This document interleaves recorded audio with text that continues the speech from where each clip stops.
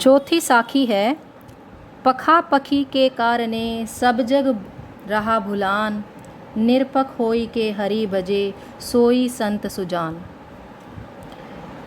यहाँ कबीरदास जी कहते हैं कि भक्ति के मार्ग में पक्ष विपक्ष के कारण पूरा संसार भक्ति के वास्तविक मार्ग को, वास्तविक रास्ते को भूल गया है। यदि हमें सच्ची भक्ति प्राप्त करनी है तो पक्ष विपक्ष के इस दलदल से मुक्त होना होगा। यानी हमें अगर सच्ची भक्ति प्राप्त करनी है तो सभी पक्ष विपक्ष को भूलना होगा। जो भक्त निष्पक्ष होकर हरि यानी कि भगवान को भजता है, भगवान को याद करता है, सच्चे अर्थों में वही संत ज्ञानी कहलाता है। भक्ति के सहज मार्ग पर तर्क वितर्क, पक्ष विपक्ष का कोई स्थान नहीं होता। अर्थात यदि हमें भगवान को प्राप्त करना है तो तर्क वितर्क, पक्ष विपक्ष को भूलना होगा, तभी हम सच्चे संत कहला सकते हैं। पांचवी साखी है, हिंदू मुआ राम कही, मुसलमान खुदाई, कहे कबीर सो जीवता, सोहो दुहू के निकटी न जाई।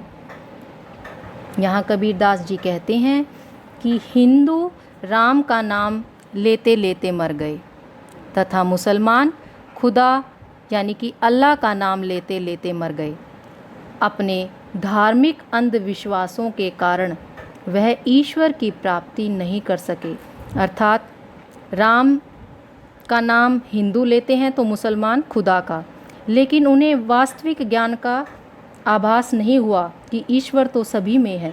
तो ईश्वर की प्राप्ति जो है उनको अंधविश्वासों के कारण नहीं हो सकी। कबीरदास जी यहाँ कहते हैं कि जो साधक इन कृत्रिम मार्गों यानी कि हिंदू मुसलमान जो भेदभाव है उससे दूर रहता है, वही अपने सद्विचारों के कारण जीवन पर्यंत यानी कि जीवन भर और जीवन के बाद भी जीवित रहता है। यानी जब हम अंधविश्वासों को छोड़कर सद्विचारों में जाते हैं, ज्ञान की तरफ जाते हैं, तो ही हम जो हैं सच्चे ज्ञानी कहलाते हैं। ऐसे साधक जो ज्ञान को परख लेते हैं वे सार्वभौमिक सत्य को महत्व देते हैं। छठी साखी है, काबा फिरी काशी भया, राम ही भया रहीम, मोट चून मैदा भया, बैठी कबीरा जीन।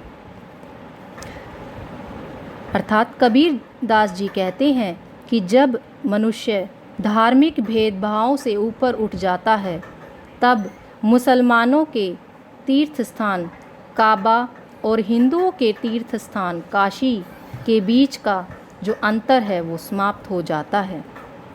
उसके लिए राम और रहीम के बीच का जो अंतर है वो समाप्त हो जाता है। यानी कि जिस मोटे चून को वह अखाद्य समझ रहा था यानी कि खाने योग्य नहीं है, अब वही मोटा चून उसे बारीक मैदा दिखाई देता है और उसे वह आराम से बैठकर खा रहा है।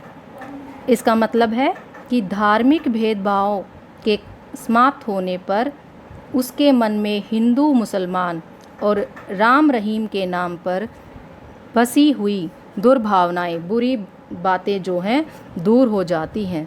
यानी कि उसे अच्छे और बुरे की समझ हो जाती है, वास्तविक सत्य की समझ हो जाती है। सातवीं साखी है, ऊंचे कुल का जन्म या, जे करनी ऊंच न होई, सुबरन कलश सुरा भरा, साधु निंदा सोई। भाव यह है कि यदि मनुष्य उच्च कुल में या उस उच्च जाति में जन्म ले लेता है लेकिन उसके कर्म ऊंचे नहीं है, अच्छे कर्म नहीं करता है, तो वह मनुष्य कहलाने के योग्य नहीं है। यानी ऊंचे कुल में जन्म लेकर भी यदि उसके कर्म श्रेष्ठ नहीं हैं, अच्छे नहीं हैं, तो ऐसे श्रेष्ठ कुल में जन्म लेने से क्या लाभ, क्या फ़ायदा। जैसे कि यदि शराब को या मदिरा को हम सोने के कलश में भर देते हैं तो क्या वह अमृत के समान हो सकती है? नहीं।